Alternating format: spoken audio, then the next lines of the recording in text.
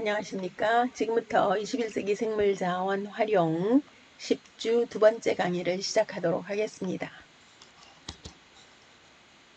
강의 주제는 신종 생물자원 비밀품은 세포 융합의 두 번째 이야기로 바이오 기술 관련 유전자 변형 산물 바이오 기술의 응용이 되겠습니다. 지난 강의에서는 바이오 기술이 무엇인지 핵심 기술, 유전자 재조합 기술, 핵치환 기술, 세포 융합 기술 등과 포마토 관련 이야기가 설명되었습니다. 오늘은 GMO와 기술의 BT 기술의 이용이 다뤄질 것입니다. 자, 유전자 변형 산물 GMO. GMO는 유전자 재조합 바이오 기술로 형질이 전환된 생명체의 통칭이나 일반적으로 유전자 변형 산물을 표현할 때 쓰입니다. 유전자 조작 생물이라고도 하지만 조작이란 단어의 부정적인 어감 또는 거부감으로 인해서 유전자 변형 산물이란 표현을 더 사용합니다. 요즘에는 유전자 재조합 생물체 또는 유전자 재조합 농작물로도 부르고 있습니다. GMO에 대한 관심은 인류가 직면한 식량 문제 및 자원 고갈 해결에 초점을 두고 있어 문제점이 있어도 기대를 모으고 있습니다. 병충해 내성에 강한 농작물을 만들어 생산 증대를 꾀하면 식량 문제 해소에도 도움을 줄 수 있고 비싼 의약품을 만들거나 편리한 작물 재배 등도 GMO를 만드는 주된 목적이 됩니다. 여기서 여러분이 지금 보고 있는 것처럼 이렇게 생쥐를 형광쥐로 만드는 것도 GMO, 형질 전환이 되었다는 얘기예요. 자, GMO 만드는 주된 목적은 이론적으로는 신품종을 개발해요. 그래서 병해충에 저항성이 있는 농작물이라든가 제초제 내성 작물 등을 개발한다든가 소비자의 편익을 증대하는 즉 특정 영양분을 함유한 영양성이 증대되고 저장성도 향상이 되는 예를 들어서 고녹말 감자, 고단백질 옥수수, 비타민 A가 강화된 쌀 등등등 이렇게 소비자의 편익을 위해서라는 목적으로 또 특정 물질을 생산하는 공장으로서의 개발인데 알부민을 생산한다든가 성장 촉진제 생산, 담배 식물을 이용해서 그 다음 항체를 생산하는 옥수수 등의 생산성을 늘리는 것 등의 주된 목적이 있다고 얘기는 합니다. 그래서 특히 이렇게 금쌀 같은 경우 뒷부분에 또 설명이 나올 것입니다. 이런 목적들을 가지고 GMO를 개발합니다. 라고 한다는 것이죠. 현재 유전자 변형으로 세계적 특허를 받은 GMO 품목은 이미 180여 개를 넘고 있습니다. 식물의 종류는 콩, 옥수수를 비롯해서 30여 종 이상이죠. 우리가 알고 있는 많은 것들이 식탁 위로 올라오고 있는데 유채, 토마토, 감자, 모카, 벼, 밀, 담배, 호박, 해바라기, 카네이션, 고구마, 사탕무, 알팔파, 멜론, 파파야 등등등등등 우리가 아주 친숙한 식물들입니다. 대표적으로 GMO의 예, 일명 GM 작물의 예를 살펴보겠습니다. 감자, 옥수수, 모카, 식물 자체가 살충제를 뿜어내요. 살충 기능을 가지고 있는 식물. 또 제초제 내성 콩, 그러니까 제초제의 내성을 가진 그 다음 단백질이 풍부한 삼배체 은어 또는 GM 연어 쉽게 무르지 않는 토마토 여러분이 보면 지금 토마토 보세요. 이런 벌레 먹거나 병충해가 있으면 상품가치 완전히 떨어지죠. 근데 이렇게 탱글탱글하고 탄탄해서 멀리 장거리 수송할 수 있게끔 이런 무르지 않는 토마토도 이미 바이오 기술로 개발되어 품종 개량되어 있습니다. 토마토는 유전자의 기능을 멈추게 하는 숙성 지연 방법으로 열매가 잘 익지 않는 특징도 있습니다. 이는 시간이 지날수록 물러지는 토마토의 그 문제점을 보완한 것으로 장거리 운송과 겨울철에도 판매가 가능하다는 장점을 가지고 있습니다. 하지만 상업적으로 큰 성공은 거두지 못했지만 유전자 변형의 첫 시도가 바로 이런 토마토에서 시도되었습니다. 1994년에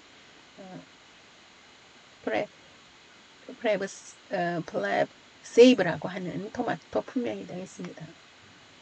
첫 시도로 얻었고 먹을 수 있는 농산물이라는 데 그 의미가 크죠.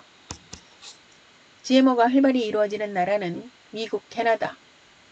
상당수의 농작물이 유전자 변형으로 재배됩니다. 미국의 경우 주요 작물의 90% 이상, 캐나다는 98% 정도가 유전자 변형으로 작물들이 재배되고 있습니다. 옥수수 92%, 콩 94%, 목화 94%. 와, 상당히 높죠? 이 아메리카, 특히 어디 북미의 미국과 캐나다, 남미의 브라질, 아르헨티나 같은 이 나라에서는 GMO의 주요 생산지로 재배된 농작물이 전 세계로 수출되고 있습니다. 우리나라도 아주 많은 농작물이 GMO 수입 국가, 대표적인 수입 국가로 거론되고 있습니다. 세계보건기구는 GMO 식품에 대하여 우리가 생각하는 것보다 부정적인 영향력이 거의 미치지 않으며 각각의 식품 작물에는 각기 다른 효소와 화학물질이 활용되므로 식품의 효능을 일반화할 수는 없다고 표명한 바 있습니다. 하지만 사람들이 그래도 의구심을 가지고 있죠. 여기 보세요. 이 옥수수밭 대량으로 이 농경지에서 재배되고 있고 오른쪽은 밀입니다. 밀, 벼보리 밀 옥수수 이게 지금 인류 또는 지구상의 에게 주요한 작물이 되죠. 곡식이 되는데 이런 것들에 GMO가 도입됐다는 것이죠. 하지만 인체 유입되는 GMO 식품의 안전성 여부에 대해서는 여전히 찬반의 입장이 팽팽하게 맞서고 있습니다. 찬성하는 입장에서는 위 목적에 언급된 것과 같은 장점이 많고 아직 그 위해성이 과학적으로 검증으로 입증된 경우가 없다고 주장을 합니다. 반면 반대 입장에서는 아직 검증되지 않은 유해성과 유전적 환경 오염 등의 위험성이 있지 않습니까? 라고 경고하고 있습니다. 특히 민감한 반응을 보이는 곳은 유럽으로 일부 EU 회원국들은 유럽 식품 안정청이 안정성을 인정해 주었어요. 그래서 그 인정된 GM 옥수수에 대해서도 판매를 금지해요. 소비자들이 외면하고 있어요.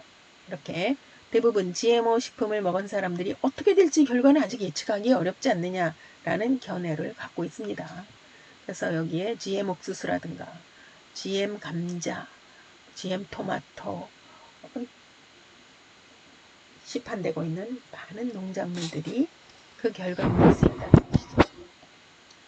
우리나라는 1991년부터 그 농업생명공학 연구를 본격적으로 시작하여 수십 종의 작물과 몇 종의 형질 전환 동물들을 단계별로 개발하고 있습니다.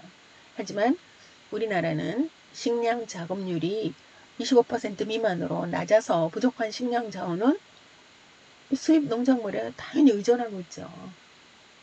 미국, 브라질, 아르헨티나 등등등. 통계에 의하면 수입 콩과 옥수수의 80% 이상이 GMO에 의한 생산이며 사실 그거보다 더 높습니다. 알려진 것 외에도 쌀과 밀을 비롯한 알팔파, 유채 등 그 종류는 더 많다고 합니다. 이들 재료로 한 가공품들은 이미 알게 모르게 우리의 일상생활 속에 들어와 있습니다. 콩류, 식용유, 장류, 설탕, 대용품 등등등 의예에서 쉽게 그 예를 찾아볼 수 있고 목록을 한번 나열해 본다면 길게 열거될 수 있습니다. 자, 일부만 표현해도 이렇게 넘칩니다. 우리가 알고 있는 건 상당히 많죠? 거의 대부분이고 우리가 먹는 것들의 대부분이네요. 그죠? 자, 하여 그렇다고 안 먹을 수는 없고 자, 어떤 상황인지는 알고 사용 또는 섭취해야 할 것 같습니다. GM 산물을 구입할 때 성분 표시 등을 확인하는 습관을 갖는 것이 좋을 것 같습니다. 국내에서는 GMO에 대해 소비자들이 알고 선택할 권리를 갖게 하자는 차원에서 정보를 제공하는 유전자 제조합 식품 표시제가 도입되어 있습니다. 표시 대상은 GM 작물과 유전자 제조합 DNA나 외래 단백질이 남아있는 GM 식품이며 GMO 함량이 전체 원료의 3% 이상인 경우에 해당이 됩니다. 식품 제조나 가공에 사용한 주요 재료 중 하나라도 GMO 농산물이 사용된 식품은 별도 표시를 해야 합니다. 시중 유통되는 GMO 농산물, 콩, 옥수수, 모카, 유채, 사탕무 등등등. 그 다음에 GM 식품, 예를 들어서 두부, 고추장, 된장, 전분, 과자, 빵 등등이 바로 여기에 속합니다. 그리고 나라별로 그 표시되는 제도가 다릅니다. 우리나라의 경우는 3%지만 일본은 5% 이하, 유럽연합은 더 낮고 미국은 아예 제도를 시행하지 않고 있고 등등등. 사람들이 섭취하는 농작물이나 식품과는 달리 질환 치료용 의약품 제조나 새로운 기능의 균주 개발에 있어서의 GMO 응용은 다른 측면의 견해를 보이고 있습니다. 의약품 제조에서 균주 개발에 이르는 분야를 살펴보면 GMO 연구의 시작은 1975년 항생제 내성을 만들기 위해 대장균을 항생제 내성균으로 만드는 것이었고, 대장균에 항생제 내성 유전자와 인간의 인슐린 생성 유전자를 넣은 것이 최초의 GM 산물이었습니다. 지금 대장균을 보고 있는데, 대장균은 거의 20분에 한 번씩 세포 분열해서 밤새 배양기에 넣으면 엄청나게 증식을 하죠. 개발 초기 대장균의 사용 및 인간의 유전자가 세균에 들어가는 것에 대한 반대가 아주 심했죠. 당연히. 슈퍼세균이 생길 수 있다는 우려에 대한 대책으로 안전지침이 그 당시 수립되기도 하였습니다.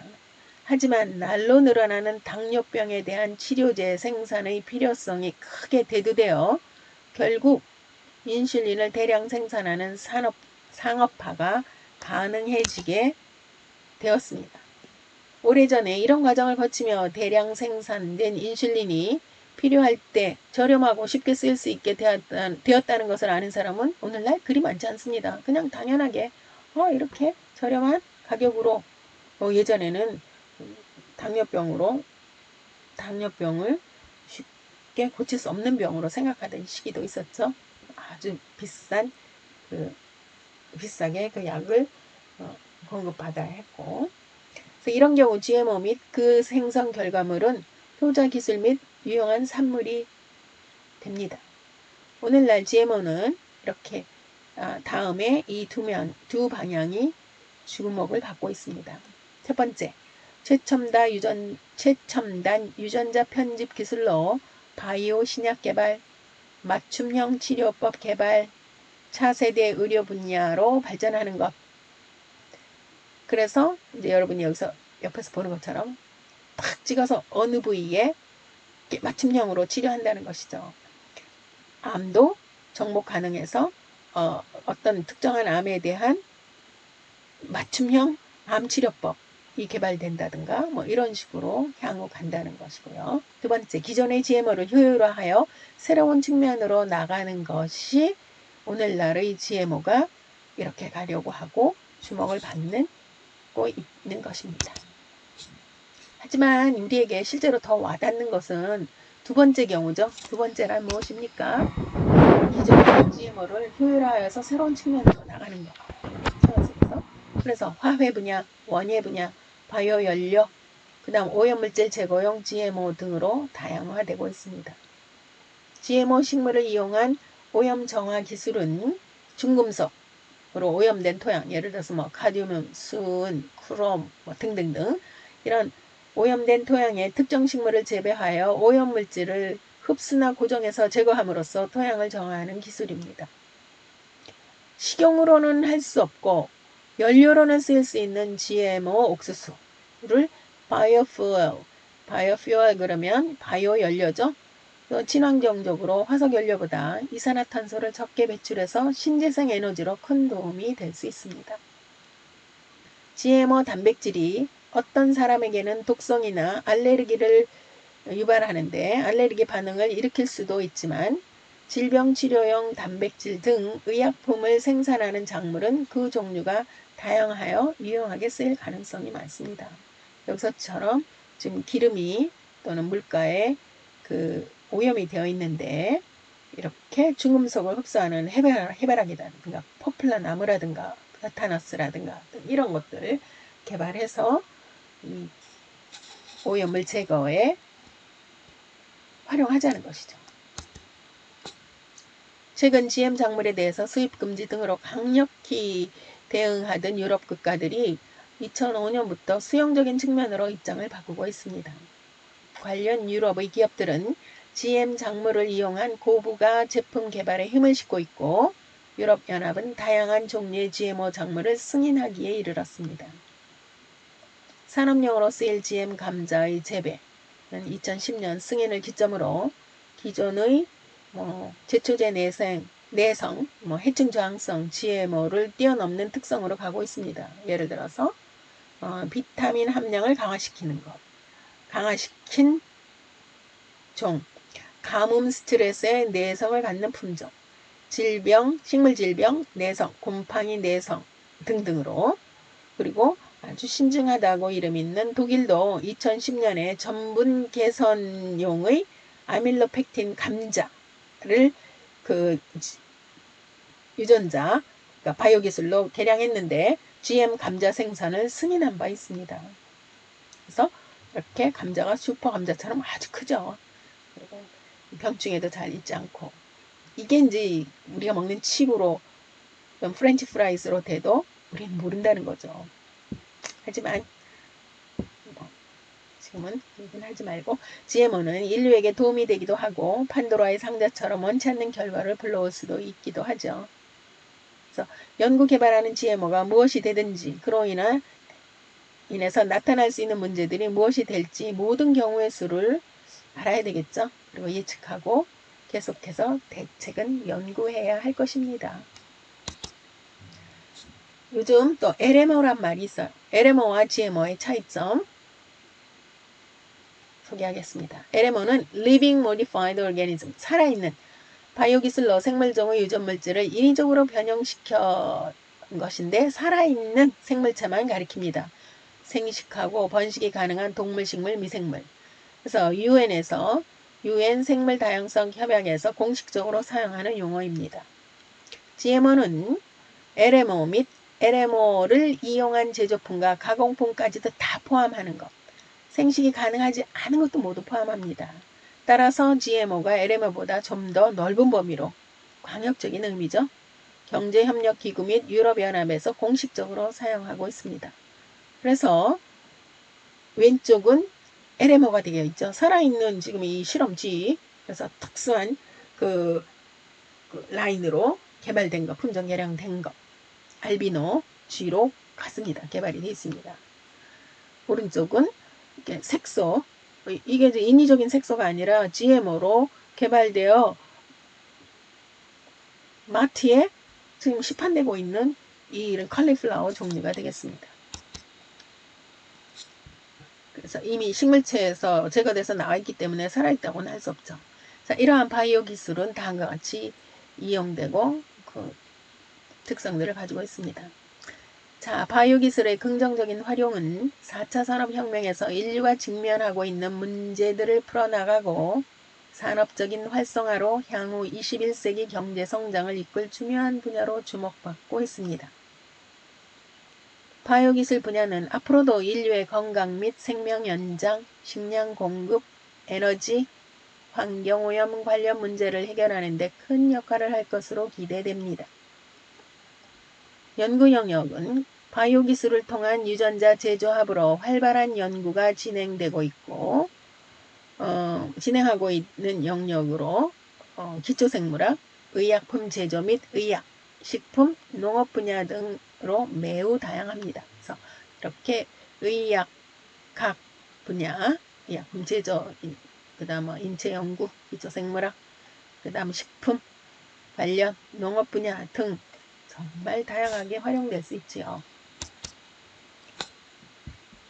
이렇게 유전자 재조합이 응용되는 분야는 대표적으로 먼저 기초생물학 분야, 그래서 유용한 형질의 유전자를 대장균 플라스미드에 넣어서 재조합 유전자의 대량 복제를 또는 인체 대용의 쥐, 소, 돼지, 양, 염소 등등등 실험동물 자원으로 연구 등에 활발히 이용되고 있죠. 의약품 제조 및 의학 분야, 대장균이나 다양한 미생물을 발현 매체로 이용해서 다수의 의약품들이 개발되고 있습니다.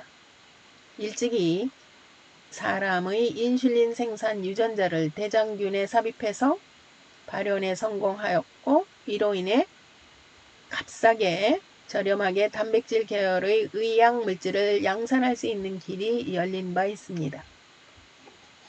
양, 염소, 돼지 등과 같은 형질 전환 동물이 만들어내는 유용 물질을 정제하여 다량의 약재를 얻을 수도 있습니다.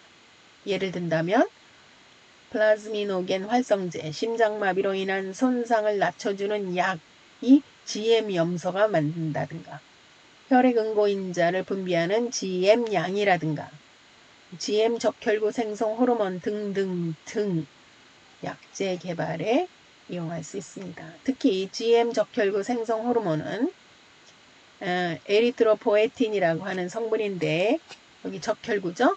이 적혈구에 문제 생기면 생명은 치명적인 상태에 돌입을 하는데, 이런 것이 개발돼서 타인의 수혈 없이 수술 전에 자신의 혈액을 채취하였다가 사용할 수 있어 수혈로 인한 감염 등의 감염이 되겠죠. 감염 등 부작용을 걱정할 필요가 없어졌습니다. 최근 의약품 분야에서는 천연물 유래 항암제 및 항생제 개발에 초점을 두고 있는데, 천연물 신약이 안전성이 우수하고 개발 기간 및 비용이 상대적으로 적어서 경제성이 보장된다는 것이 장점이 됩니다. 하지만 전문가들은 무엇보다도 이런 다중표적 치료가 가능해져서 우수한 치료 효과를 도출할 수 있다는 것을 큰 장점으로 꼽고 있습니다. 이 외에는 확장 일로에는 화장품 분야에 있어서 바이오케미컬 소재들의 발굴에 다각적인 노력을 기울이고 있습니다. 그래서 여기서 아까 이야기했던 대로 타인의 수혈 없이 자신의 혈액을 채취하였다가 그랬을 때 의약품 제조의 의학 분야의 이 유전자 제조와 방금 전에 여러분들한테 소개했던 이런 GM 적혈구 생성 호르몬을 유전자 제조합으로 성공하게 했던 것이고, 그다음 화장품 분야에서도 적용할 수 있는 것입니다. 화장품 분야도 향후 아주 전망이 좋은 산업 분야죠. 다 기능성으로 가고 있으니까 거기에 유전자 제조합 기술을 적용한다는 것이죠. 자, 그래서 이러한 이제 대표적인 응용 분야를 언급하는 것이고, 자, 여기에 유전자 편집 기술이란 말, 조금 어려울 수는 있고, 조금 뭐 유전자 가위, 뭐 크리스퍼 가위 이런 말 등이 나오는데, 너무 어려운 말은 이해를 못하거나 또는 너무 어려운 거는 교양 수준에서 조금 넘어갈 수 있으니까 이런 참고로 설명을 하는 것이라고 생각하면 되겠습니다. 자, 유전자 편집 기술은 기존의 바이오 기술의 발전을 이끌며 GMO 기술의 혁신이라고 할 유전자 편집 관련 GMO 업계나 과학자들이 전력을 다하고 있습니다. 유전자 복원 기술은 유전자 편집 또는 이 BT 관련해서 과용과 오용으로 인한 변이를 막고자 대두된 또한 바이오 기술의 발전을 이끌 또 다른 핵심 기술로 기대를 모으고 있습니다. 그러니까 너무 편집하고 공학 기술로 가다 보니까 과용도 있고 오남용도 있고 원치 않는 결과가 나올 수도 있고 등등 하니까 복원하자는 것이죠. 그래서 크리스퍼 가위라고 하는 유전자 가위 기술의 발달로 인한 문제점을 해결하기 위해서 등장한 기술입니다. 그러니까 말하자면 갯벌 매립으로 해서 이제 농경지 도시화되고 뭐 이렇게 활용해선 좋았는데, 오, 이 갯벌이 가지고 있는 자연의 기능이 다 흐트러졌잖아요. 그래서 나 복원할래라고 했던 것처럼, 그렇죠? 항상 이런 신기술이라든가 새로운 것에서는 명암이 있습니다. 빛과 그림자가 있어서 너무 한쪽으로 치우치다고 다 좋은 것은 아니죠. 그래서 유전자만을 바꾸는 이 기술이 발달하면서 쥐, 고양이, 개, 원숭이 등등 거의 모든 동물을 대상으로 하는 유전자 편집 관련 연구가 크게 늘고 있습니다. 유전자 복원 기술은 이를 염려하여 이미 일부 과학자들은 유전자 가위 기술이 자연의 생태계에 큰 교란을 불러올 수 있다고 경고한 바 있습니다. 그리고 해결책의 일환으로 제시된 것이 바로 유전자 복원 기술입니다. 그래서 말 그대로 우리가 가위로 무엇을 자르면 잘리고 새로운 걸 붙이고 할 수 있죠. 이걸 눈에 보이지 않는 미지의 극미의 세계의 DNA의 유전자, 유용한 유전자 부인을 끌어내고 새로운 거 집어넣고 이렇게 하고 있는 거니까 오류도 실수도 당연히 있을 수 있고, 물론 이제 장점으로 치료도 가능하고 유용한 물질이 만들어질 수도 있지만, 자, 참고로 DNA 구조를 언급해 볼게요. 자, 인체를 기준으로 하나의 세포에는 엄청난 양의 DNA가 포함되어 있습니다. 사람의 경우 64억 개 염기, 그러니까 이게 지금 염기인데 이게 32억 개 쌍이 되겠죠. 그래서 이게 어디에 이렇게 이중나선 구조가 이 염색체 속에 있는 것입니다. 인체 내에는 46개 염색체가 있죠. 이 염색체 내에 바로 인간의 개념 유전체 2만 개 내지 2만 5천 개의 유전자가 이 23쌍의 염색체에 분산되어 있는 것인데, 박테리아 염색체에도 많은 유전자들이 나누어서 존재하죠.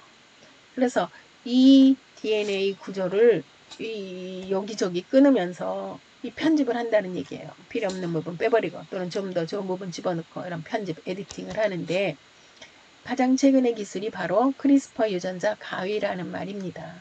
이건 참고로 그냥 들으세요.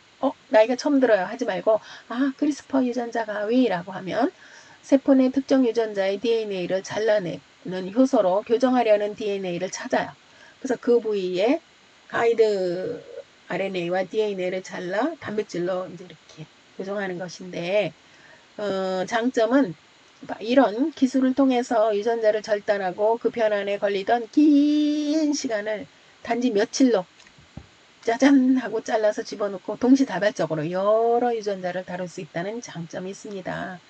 하여 이 기술을 적용하면 에이즈나 혈우병과 같은 불치병, 난치병 현 상태에 있는 이런 유전적 질병 치료라든가 농작물의 품질 개량 등등이 용이해져서 기존 GMO의 대안으로 주목을 받고 있는 것이 바로 비교적 정확하게 끊어내고 붙이고 하는 이 유전자, 크리스퍼 유전자 가위가 되겠습니다. 그래서 이렇게 필요한 부위에 있는 유전자를 끊어서 넣는데 바로 이게 이렇게나 복잡한 우리 염색체 내에 들어 있습니다. 참고입니다. 이해를 못하면 그냥 읽어보기만 하면 되고, 이건 교양 수준을 약간 넘어선 조금 자세한 내용이니까 참고로 여러분에게 언급한다는 것 다시 한번 얘기합니다. 자, 유전자 복원 기술은 원하지 않는 유전자 변이를 없애서 자연의 생태계가 수용할 만한 유전적 기준선의 상태로 되돌리는 기술로 알려지고 있습니다. 생태계 내의 생물종의 다양성을 지킬 수 있는 수단이라는 평가를 받고 있습니다. 유전자 복원 기술은 유전자 편집 기술을 염려하여 일부 과학자들이 유전자 가위 기술이 자연의 생태계에 큰 교란을 불러올 수 있다고 경고한 바 있고, 그래서 해결책의 일환으로 제시한 것입니다. 아까도 언급했던 대로 비슷한 개념의 예를 들려면, 물론 거시적이고 큰 차원이지만 갯벌 간척 때 갯벌 메리 복구, 하지만 유전자를 다루는 것은 보이지 않는 초극미의 세계에서 벌어지는 일이라 그 결과는 갯벌 사례하고는 다르죠. 이건 눈에 보이는 거고, 유전자는 전혀 보지도 못한 세계를 다루는 것이니까. 자, 바이오 기술의 이용. 최근 4차 산업혁명에서 바이오 기술이 갖는 의미와 전망을 본 이 바이오 기술의 세계화라고 하는 책에서는 지난 시간에 얘기했던 대로 여러 분야 앞으로 4차 혁명, 산업혁명에서 바이오 기술은 여러 분야와 융합되면서 색다른 차원의 혁신과 창의적 결과를 가져올 것으로 보고 있습니다. 미래에는 아무도 이 바이오 산업이 새로 어떻게 전개될지 예측할 수 없고 그럴 정도로 바이오 기술은 융복합으로 가죠. NT, IT 그리고 새로운 방향으로 유전자 편집 기술, 유전자 보건 기술 등등으로 빠르게 발전하고 있습니다. 완전히 다른 영역인 디자인과도 손잡을 수 있고 도전적 창의성이 부과되는 IT, 전자공학 분야 등과도 융합하는 면모를 거리낌 없이 보일 거라고 전망하고 있습니다. 그래서 언급하였듯이 예전에는 현미경으로 관찰해서 눈에 보이는 이런 핵 내에 이렇게 딱딱 해서 어느 정도 답이 나오는 거였지만 전에 볼 수 없는 바이오만으로 해낼 수 없는 새로운 차원의 일들이 사건들이 또는 결과들이 우리 눈앞에 올 수도 있다고 이렇게 예측을 하고 있습니다. 지금 전 세계는 4차 산업혁명의 빠른 전개 속에 바이오 기술의 최첨단 연구가 핵심적인 역할을 하며 급변하는 과학 세상을 맞이하고 있습니다. 이처럼 우리가 먹는 농작물의 열매, 말 그대로 이렇게 손이 기술이 가해지고 있어서 우리가 사 먹는 많은 농산물이 과연 자연에서 오는 것인지 손을 댄 것인지 모르는 경우가 허다하죠. 오늘날 GM 농산물 보급이 확대됨에 따라 그 유용성이나 잠재적 위험성에 대한 논쟁은 끊임없이 이어지고 있습니다.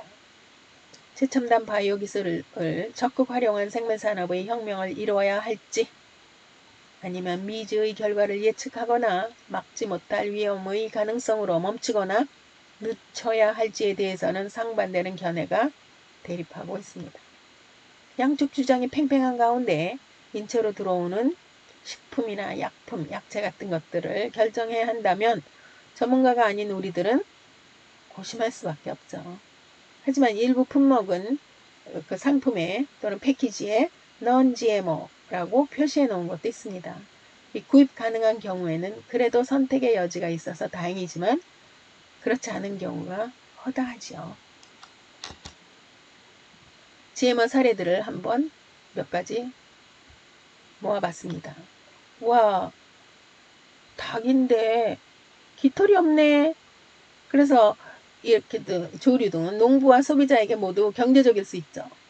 왜냐하면 이 털을 제거하고 이 가공 처리해야 하는데 그러나 이 경우에는 모기와 기생충의 취약함을 드러내는 등 의도치 않은 결과가 나타났다고 합니다. 그 다음에 이제 형광 유전자를 받아서 이렇게 발광하는 물고기, 그 다음에 GMO 연어, 그래서 이 자연산 연어인데 엄청나게 늘어나 있죠. 몸집이 몇 배나 커져 있어요. 금쌀, 그 다음에 이렇게 형광쥐, 그 다음에 클론 복제 양들, 초식동물들, 그 다음에 암이 유발된 나무, 그 다음 식물 공장. 그래서 식물이 이런 실험실에서 재배가 돼요. 땅 한 톨 없어, 땅 요망 한 줌이 없어도 식물이 잘 자라는 이런 상태로 식물 공장이라든가 이렇게 GMO의 사례는 점점 더 확장되고 있습니다. 자연은 45여 년 동안 오랜 기간을 거치며 진화와 도태 과정을 거쳐 생물의 다양성을 조절해 왔습니다.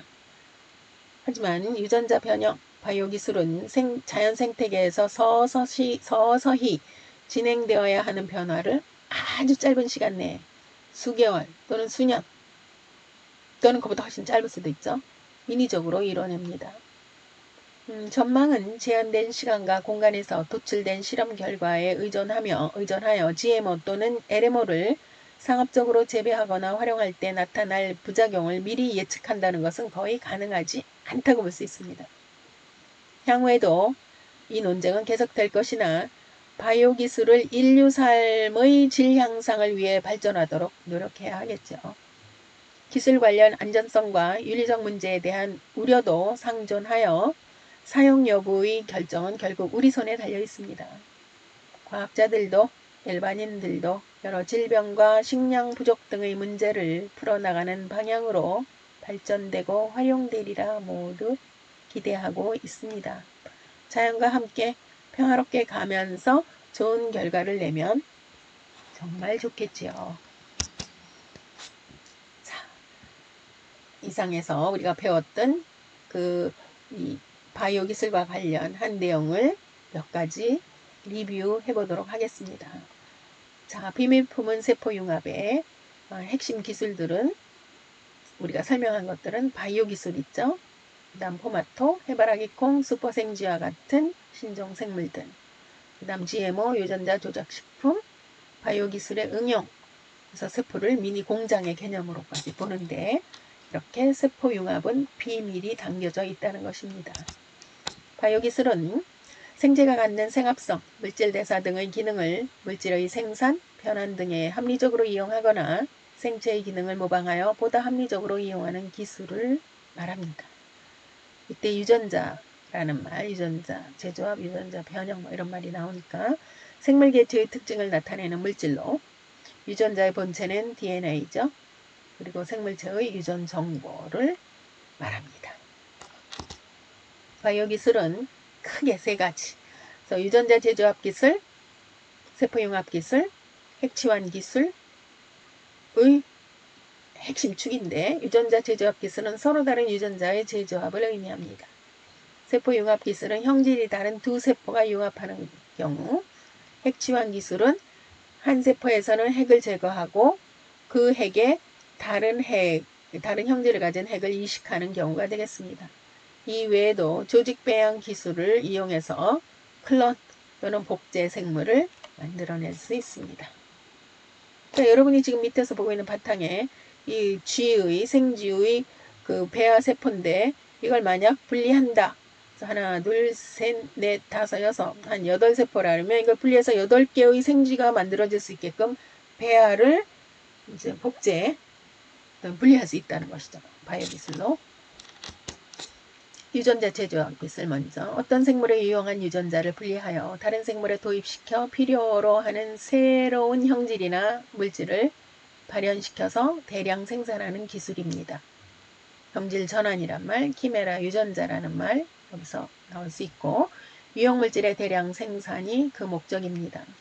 그래서 대장균을 이용해서 인슐린을 제조했다든가 살충 감자, 살충 목화, 바이러스 저항성 담배식물, 제초제 생산 등 이 유전자 제조합 기술을 거친 것입니다. 여기서 보는 발광담배도 마찬가지고 세포융합 기술, 일명 키메라, 형질이 다른 두 가지 세포를 융합시켜 잡종세포를 만들어 새로운 형질을 가진 세포나 생물체를 만들어내는 기술입니다.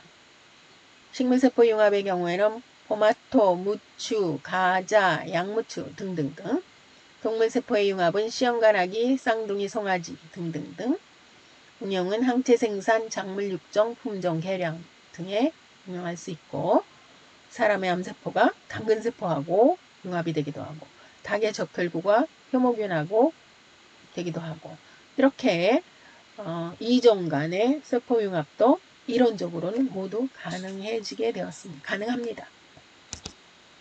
핵치환 기술, 복제형 논리 설명되어 있죠. 세포의 핵을 제거하고 우수한 형질을 가진 세포의 핵을 이식시켜 똑같은 형질을 갖는 우수한 생물을 생산하는 기술입니다. 태어나는 개체는 핵을 제공한 개체와 동일하게 탄생해서 복제생물, 클론이라고도 얘기하고 의 경우가 해당이 되고 복제형 논리, 복제생쥐 응용은 우량 가축을 증식하고 대량 생산의 목적이 있다고 합니다. 조직배양 기술, 얻고자 하는 형질을 가진 생물의 세포나 조직의 생체 일부를 무균적으로 떼어내서 시험관에 인공 배양시켜서 증식시키는 기술입니다. 클론식물, 클론동물, 클론세포란 말 나올 수 있고 우량작물, 수목류, 나무 종류, 증식, 병충해 강한 품종, 씨감자 생산 등등등등에 이용할 수 있습니다. 그래서 이 칼랑코의 잎 같은 경우는 잎의 가장자리에 여기서처럼 수십 개의 어린 식물체가 이미 발달해 있어요. 그래서 이거 톡 떨어져서 땅에 닿으면 또 다른 식물체가 돼요. 곧바로. 이것도 조직배양의 일종이라고 볼 수 있죠. 하지만 네, 이것도 세포배양은 물론 아니지만 식물체 자체가 그대로 그냥 잎의 가장자리에 이렇게 몇십 개씩 달려 있습니다. 자, 이러한 바이오 기술에는 빛과 그늘, 명암이 있죠. 세상을 바꾸는 바이오테크, 인류 생물자원의 빛과 그늘의 두 면이 상존합니다. 생명의 코드 DNA를 조작하는 BT, 그리고 BT를 조작하는 GMO 사례들, GMO의 두 얼굴, 빛과 그늘 있고 생명과학 시대의 새로운 윤리 확립되어야 되겠죠. 중급석을 오염된 연못에서 방사성을 띤 금속을 흡수하는 해바라기. 이건 이제 BT 조작돼서 만들어진 생물. 금쌀, 그 다음에 삼배채, 은어 등. 그래서 식탁에 올라올 때는 불임이 되니까 엄청 살이 찌거든요. 이렇게 돼서 이제 단백질 연구원이 된다고 하는데, 이러한 생명공학의 발전은 생명의 코드 DNA를 조작하는 바이오테크죠. 과학에서 산업으로 새로운 생명공학의 발전이 있어 왔습니다. 1930년대에서 60년대까지는 분자생물학의 태동 시작 단계고, 이런 단계들을 거쳐서 21세기 현재 세계 각국의 전략산업으로 육성되고 있습니다. 생명공학 산업의 시장 규모는 초기에는 얼마 크지 않았지만 엄청나게 늘어나고 있죠. 아주 큰 속도, 빠른 속도로 시장 규모가 확대되고 있고, 현재는 아주 큰 단위로 큰 시장을 형성하고 있습니다. DNA가 조작이 되는 단계인데, 우량 품종을 획득하고 식량을 증산하고 유용물질을 생산하는 목적을 가지고 있습니다. 전통적인 교배에서는 우수형질 획득 확률이 낮아요. 수정으로 같은 품종 안에서만 가능했어요. 하지만 유전자 조작 기술을 이용하면 우수형질의 발현이 훨씬 늘어나고 개량기간이 아주 짧고 이종 간의 유전자 이동이 가능해져. 그래서 닭에서 담배로, 세균에서 식물로, 쥐로, 인간의 유전자가 돼지로 등등 이론적으로는 모두 가능하다고 했습니다. 이러한 유전자 조작은 생물의 본질을 변화시켜 기존 종의 개념을 변화시키죠. 유전자 조작의 시초는 70년대 초반입니다. 분묘일이 말해서는 73년, 대표적인 케이스는 75년, 6년 그 인슐린 개발 사례, 78년에 이르는. 그리고 유전자 조작 식품 GMO의 개발 목적은 주의, 병충해, 살충제, 제초제 등의 강한 특성을 개발해서 수확량의 손실을 낮추는 데 있다고 말합니다. BT 조작 GMO 사례 두 가지를 살펴볼 텐데요. 미국의 3대 바이오테크놀로지 작물은 보면 콩, 옥수수, 모카입니다. 여기서 말하는 대문자인 경우와 대문자, 소문자는 완전히 다른데, 자, BT는 바이오 기술을 의미합니다. 콩 수확량 90 내지 95%, 옥수수의 60%가 가축 사료용으로 쓰이는데, 인류를 위한 식량 증산, 또 영양적 필요성이나 상업적 필요성을 놓고 봤을 때 여전히 상업적 필요성으로 더 많이 치우치고 있습니다. 바이오 기술로 살충제가 만들어졌는데, 특히 바실러스 트윈젠시스라고 하는 그 곤충 병원성 세균이 있습니다. 이들을 살충제로 이용할 수 있는데 생산비가 저렴하고 타농약과 혼용이 가능하고 살충성이 빠르고 비교적 많은 숙주곤충들을 이렇게 죽일 수 있었어요. 그래서 이거를 살충제로 이용하는데 이 유전자, 이 BT, 바실러스 트윈젠시스의 유전자를 추출해서 옥수수나 감자나 목화에 집어넣어서 식물이 자라게 하고 그 식물을 곤충이 먹으면 독소에 의해서 생리적인 장애가 곤충에 유발되고 그 곤충은 죽습니다. 그래서 이런 그 곤충 병원성 세균 증식에 의해서 폐혈증이 와서 바로 이 식물들을 안 먹어요. 곤충들이. 그래서 BT 이 세균이 유전자가 들어간 옥수수, 감자, 목파는 식물체가 정상적으로 생육이 돼서 대량 생산종으로 개량이 돼 있고 식량 증산 및 수확량이 확 늘어나 있어. 이런 식으로. 그런데 단점이 또 있습니다. 그 이후에 또 설명을 하겠습니다. 또 BT 조작이 된 GMO 사례는 트랜스제닉 생물로 조작된 곤충과 물고기를 자연에 방출하는 실험을 했었습니다. 그래서 96년에 미국에서 거미진드기, 채소나 과일을 갉아먹는데 이거를 박멸하려고 트랜스제닉 진드기를 바이오 기술로 조작해서 곤충을 만들었어요. 그래서 포식곤충에 대항하는 슈퍼 곤충이 또 나왔어요. 그랬더니. 그래서 이제 일단은 초기에는 그거를 받아들여서 효과가 있는데, 근데 슈퍼가 출현하면 그게 문제가 되죠. 그 다음 미국에서 성장 호르몬을 가진 이제 인류의 인간의 유전자를 연어에다 넣어줬더니 슈퍼 연어, 2배 크고 강한 이런 종자가 개발이 됐어요. 이 발광 유전자도 또 대표적으로 그 BT 조작에 쓰일 수 있는 유전자들이죠. 그런데 여기에는 이제 빛과 그림자가 있는데, 자, 장점으로는 식물, 동물 등의 품종 개량, 질병 치료 가능성 높아지고 수명 연장 가능성이 있어요. 그래서 찬성하는 쪽은 화학약품, 제초제, 농약 등등 안 써도 돼요. 더 줄어들어요. 오염 적고 더 많은 수확량 있을 수 있어요. 환경 친화적입니다. 누르지 않는 토마토, 살충 감자, 살충 옥수수, 삼배채 은어 등등등 장점을 얘기했어요. 그래서 주장하는 바는 이 바이오 기술만이 인구 증가에 따른 식량 증산의 최선책이고 우수 품종을 개량해서 수확을 보장받고 환경해상 방지하고 농민의 비용 절감하고 이렇게 대량 생산으로 옥수수 밭, 뭐 벼보리밀 옥수수도 그렇고 토마토도 그렇고 인슐린 개발하고 이런 것도 장점입니다.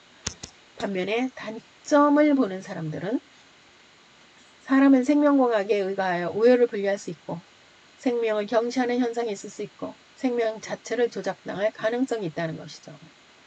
그래서 우리의 아기는 IQ 180에 키 몇에 누구의 눈에 이 여기에 파란 눈, 쌍꺼풀이 있는 눈, 뭐 이런 식으로 조작당할 가능성도 있고 단점 아까 얘기했던 것 GMO에 이런 것도 많이 있다고 얘기하는 거죠. 문제점을 아까 얘기했던 거 여기 나옵니다. 자, BT를 자, 아까 얘기했던 그 바실러스 그 세균의 독소를 가지고 있는 유전자를 옥수수에 넣어줬어요. 그랬더니 옥수수 식품에 바로 그 세균의 독소가 잔존했다고 하고 땅콩 땅콩에 알레르기 반응을 갖고 있는 사람들은 땅콩 유전자를 바이오 기술로 콩에다 집어넣었더니 바로 이 콩에서도 BT 콩에서도 땅콩에 의한 알레르기 반응이 동일 반응이 발생했어요. 그리고 이제 바이오 기술로 조작된 이 세균으로 식품에 첨가되는 아미노산, 필수 유형 아미노산인 트립토판을 제조했는데 무슨 이유에서인지 그걸 이제 시판되는 거 사 먹고 많은 사람들이 치명적인 상태에 가고 문제가 발생했어요. 심각한. 그래서 조사해 봤더니 중간에 독성의 중간산물의 농도가 높아졌고 백혈구 수치 높아지고 심한 근육통이 오고 문제들이 있어서 시판 금지하고 판매 불가 판정이 나왔는데 이런 식으로 중간에 이런 독성 물질이 증가하는 케이스 사례도 있다는 것이죠. 이렇게 독소도 잔존하고 독성 알레르기 반응 유발하는 거 그대로 남아 있어요. 새로운 물질에도.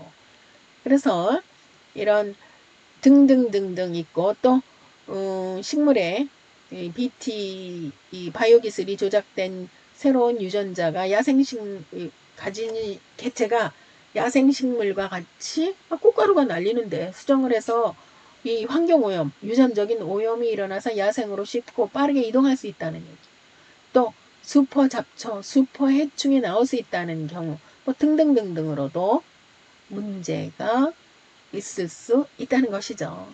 양쪽 다 뭐 그랜벳 장점과 단점을 다 가지고 있죠.